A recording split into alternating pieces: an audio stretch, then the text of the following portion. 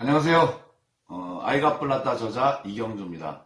어머님들이 제가 책을 꾸준히 읽어보라니까 많이 읽으시는 것 같아요. 그러니까 아이가 뿔났다 꼭 책 읽어보세요. 자, 오늘은 7강입니다. 현명한 부모학교 7강 수리력.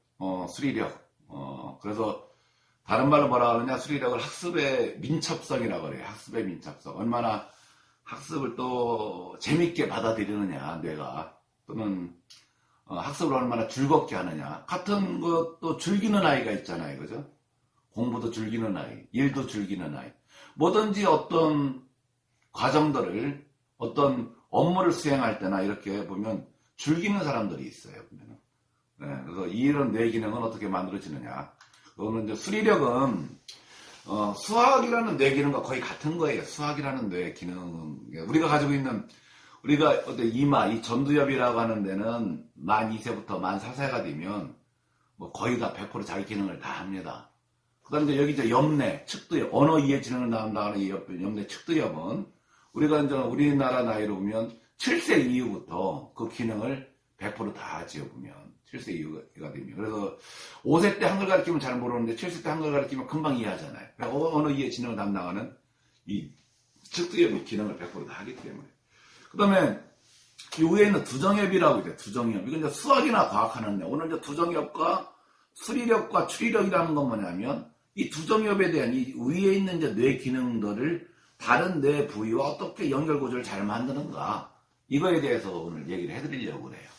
자, 그러면 이 두정엽, 머리 꼭대기에 있는 윗뇌, 이 두정엽을 잘 발달하게 되면 아이들은 나중에 수학이나 과학 이런 걸 굉장히 잘합니다. 여러분들 방정식 싫어하지요? 함수 나오면 싫어하지요? 그죠?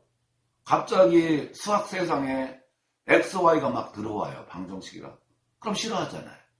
이게 왜 싫어하지느냐? 유아기 때 이 수리력이란 뇌, 이 위인뇌를 망치는 이유가 대부분이나 뭐냐면 암기나 주의 부조로 자꾸 학습을 시키니까 그래요. 학습지 같은 거 많이 시키잖아요. 그죠? 이런 것들. 학습지 이런 거 많이 시키잖아요. 뭐 눈낮이 수학, 구멍성 뭐 이런 것들 많이 시키다 보면 어떻게 돼요, 아이들이? 네? 이 위에 있는 뇌 기능이 순기능들이 어떻게 단순한 것만 좋아하는 거예요. 그래서 복잡한 거 싫어합니다. 그래서 이 수리력이라고 하는 것은 뭐냐면 유아기 때 수, 연상, 도형, 관계, 측정이라는 그 수의 여러 영역, 문자화식 여러 영역이 있지만 수연산에 치우쳐서 뇌 기능을 만들려고 하면 80%가 다 그렇게 만들어져요. 주입, 암기, 더하기, 빼기만 착 가리키면 여기 있는 뇌 기능들이 더하기, 빼기만 좋아하는 뇌만 만들어져요. 이러다가 초등학교 3학년 말에 가게 되면 숫자가 옆으로 가다 위로 올라가잖아요. 그게 뭡니까? 분수라, 분수. 갑자기 아이가 학교 갔다 와서 막 화를 냅니다. 엄마 오늘 학교 갔다 왔는데 숫자가 옆으로만 가다가 위로 올라간 숫자를 봤는데 깜짝 놀랐다고. 중학교에 가게 되면 어때요? 숫자들이 전부 다 모자 쓰고 다녀요. 루트라고. 그죠? 그래서 엄마 이 수학에서 수학을 오늘 배우는데 가는데 전부 수학 숫자들이 모자 쓰고 다니고 모자를 확 벗겨버릴까 막 이런 얘기를 한다. 그죠? 갑자기 수학 세상에 XY라는 영어가 들어와. FX 뭐 이렇게 영어가 들어와. 함수 뭐 이러면서 싫어하지요. 왜 싫어하느냐? 유아기 때 이 수리력이나 이 위의 뇌, 수리와 추리를 담당하는 이 위의 뇌 기능들이 전부 다 뇌를 확장하는 뇌 기능을 만들어야 되는데 이런 기능은 못 만들어서 그래. 그럼 어떻게? 단순한 거. 1부터 100까지 좀 못 세면 좀 어때요? 좀 늦게 가면 어때요? 그죠? 이걸 꼭 더하기 빼기 하고 가야 되겠다는 그런 집안의 어떤 사명같이 이렇게 알고서 그걸 강요를 시키니까 어떻게 됩니까? 제가 유아기 때는 되도록이면 원에 많이 맡기라 가잖아요. 원장님한테 많이 맡기시고 원 교육 전문가들한테 맡기시고 여러분들은 대부분 아이들한테 체험이나 경험이나 이런 걸 통해 가지고 아이들한테 확장한 그 기능들은 이제 수리력에서 얘기를 많이 해드리려고 그래요. 아시겠죠? 그러면 이 위에내, 이거 수학이나 과학을 잘하는 이 위에를 만드는, 여러분들, 어른들도요, 이 두정임이라는 이 위에내가 약한 분들은 공간이나 이런 걸 갖다가 파악하는 능력이 굉장히 약합니다. 아니, 운전을 하다가 보면 50m에서 좌회전하라고 그러는데 꼭 몇 번씩 도는 분들 있죠? 이런 분들이 여기 위에 기능이 약한 거예요. 구두 앞걸을 보면 전부 다 찢어져 있어. 헐어 있어. 예를 들면. 돌에 부딪히고, 그죠? 나무에 부딪히고, 흙에 부딪혀가지고. 뇌는 50cm 되는 돌을 넘으라고 그래. 근데 몸이 못 넘어가요. 그거 뻔 부딪. 이 감각이 공간을 담당하고 감각을 담당하고 이런 기능들을 담당하는 얘가 약하기 때문에 유아기 때 이 뇌를 만드는 것 중에 첫 번째가 수리력, 어떻게 만들 것이냐. 수리력이란 수에 대한 이론과 이치에 대한 그 속에 담겨있는 원리를 잘 활용하는 능력의 뇌 기능을 만드는 거예요. 수에 대해서. 그죠? 그래서 우리가 와이즈 큐에서 BJ 검사를 하게 되면 수리력이 낮은 아이들보다는 유아기 때 수리력이 높은 아이들이 많이 나옵니다. 왜 많이 나오냐면 엄마가 많이 가르쳐서. 엄마가 문자와시, 규칙성, 측정 이런 쪽에는 별로 관심이 없어요. 더하기 빼기만 잔뜩 가르쳐 놓으니까 어떻게 됩니까? 단순한 뇌 계산 능력은 좋아지고, 그죠? 복잡한 뇌를 담당하는 그런 기능들은 안 좋아지고 그런 거죠. 그래서 유아기에는 이 수리력을 산수 또는 단순 계산력, 수의 확장 이렇게 얘기를 많이 합니다. 그 다음에 초등 되면 요 뇌를 잘 만들어내면 분석력이 좋아져요. 뭘 보면 한 번에 탁탁탁 분석을 잘합니다. 이런 기능들이 좋아진 아이들이 바로 수리력이라는 뇌 기능이 좋은 아이들입니다. 그래서 수리력이 좋은 아이들은 수학 문제, 문장제 문제, 스토리텔링이라고 많이 들어봤죠? 문장제 문제 유아기 때 잘 만들어 놓으면은요, 초등학교 때 문장 하나만 쭉 스토리텔링, 수학 문제 쭉 읽게 되면 이해가 되고 분석이 돼요. 아, 여기서 출제자가 이 내용을 이래서 이렇게 만들었구나. 이렇게. 파악 능력이 굉장히 좋아집니다. 쌓기나무 뒤에 있는 거 찾아보라고 못하는 애들 있죠? 단순 내기는 쌓기나무 뒤에 보이지 않는 데까지 잘 분석해내고 찾아내요. 이게 뭐냐면 수리력이라는 뇌 기능이 어떤 거, 수연산 기능이 아니라 수의 확장을 하는 뇌 기능을 잘 만들었기 때문에. 그러면 이 수리라는 기능이 떨어지면 수리라는 기능이 닫혀있다 그래요.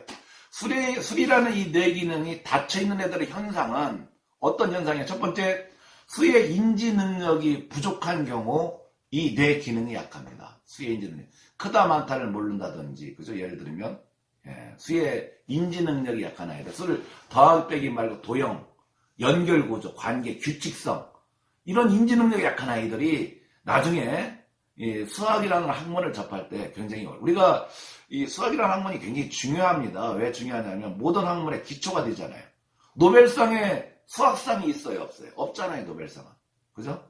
왜 없냐면 수학이라는 학문을 가지고 거기에 나온 논문들을 다 검증을 해내야 돼요. 그래서 수학은 종합적인 학문입니다. 종합적. 그래서 모든 걸 핸드폰을 만드는데 여러분들이 겨울왕국 이런 거 봤죠? 미적분이 적용이 되고 함수가 적용이 되고 거기서 주인공이 눈을 밟고 딱 발을 뛰는 순간 눈이 딱 퍼지는 거. 이 함수의 원리잖아요. 그죠? 핸드폰의 원리. 옛날에는 심리학자가 굉장히 인정받을 때도 있었고 경영 분야, 경영학과, 심리 이런 모든 학문이 4차 산업으로 가면서 수학이라는 학문이 굉장히 인정을 받습니다. 수학이라는 내용. 그걸 유아기 때 어떻게 만들 것인가. 제가 오늘 수리력과 이 다음 시간에 나가는 수리력 거기 훈련 방법에 말씀해 드리려고 해요.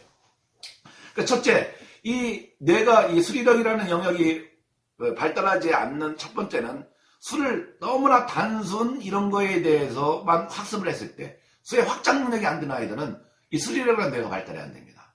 두 번째는 뭐냐면 이해력이 부족해. 즉 이가 뭐냐면 추상과 언어 능력이 약한 아이들. 우리가 일강서 배웠죠. 추상력과 언어 사고력이 중요하다. 이 기능이 발달이 안 된 아이들. 책을 많이 안 읽어줬다든지. 문장 요즘 초등학교들 수학 문제를 보게 되면 수학이 아니에요. 수학이. 과학, 사회, 인문, 사회 모든 것이 결부된 경영까지 결부된 그런 문장이 나온단 말이에요. 그죠? 그러니까 너무나 책 읽어주는 거, 대화 많이 하는 거, 경험과 체험을 많이 하는 것들이 수학이라는 능력을 발달시키는 굉장히 중요한 역할을 한다는 거예요. 그 다음에 세 번째가 뭐냐면 한 문제만 보면 계속 파고드는 애들이 있어요. 그죠? 이런 애들. 뭔가 집착이 강한 아이들. 이런 아이들이 수리력이라는 데 발달이 안 됩니다. 그 다음에 네 번째가 뭐냐면 공간, 측정, 규칙성 이런 거에 대해서 엄마가 전혀 책이나 수학 동화나 과학 동화를 많이 읽어줘야 되는데 이런 내용들을 등하시는 아이들, 수연산에 많이 치우친 아이들이죠. 그 다음에 끝으로 이해력과 분석력이 약한 아이들이 이 수리력이라는 뇌 기능이 약해요. 그러면 수리라는 뇌 기능이 열려 있으면 발달하면 이 두정입이라는 여기 뇌 기능들이 발달되어 있으면 이걸 열린 수리력이라고 그래요. 열려있다면 어떤 좋은 점이 있느냐. 그건 이렇게 이제 수리력이란데, 내가 이제 다음 시간에 말씀드리겠지만, 수리력이란 뇌 발달을 잘하게 되면, 이렇게 열린 뇌가 만들어져요.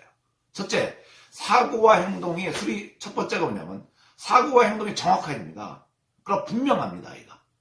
그리고 어떤 걸 이야기를 하고, 어떤 목표에 대한 계획을 세운다든지, 이런 것들이 매사에 주도 면밀해요, 아이들이. 꼼꼼하고 치밀하죠. 그래서 흐트러짐이 없어요, 보면. 항상 분석적인 그런 사고를 잘하는 아이가 된다는 겁니다. 수리력이 발달하게 되면. 두 번째, 유아기 때 이 수리력이라는 뇌 기능을 강화시키게 되면, 문제 해결이 빨라요. 분석이 빠르니까 문제를 빨리 해석을 합니다. 그 다음에 성공률이 굉장히 높아요, 아이들이. 성공률. 실패를 하여도 그 실패에 대한 원인 분석이 굉장히 빨라서 성공으로 다시 재도약하는 능력이 탁월한 아이가 됩니다. 보면 이 수리력이라는 뇌 기능을 강화시키게 되면. 세 번째는 뭐냐면 학습적으로 수와 수의 관계를 빨리 이해하고 수의 크고 작은 것들을 파악하는 속도가 빠르고 정확합니다.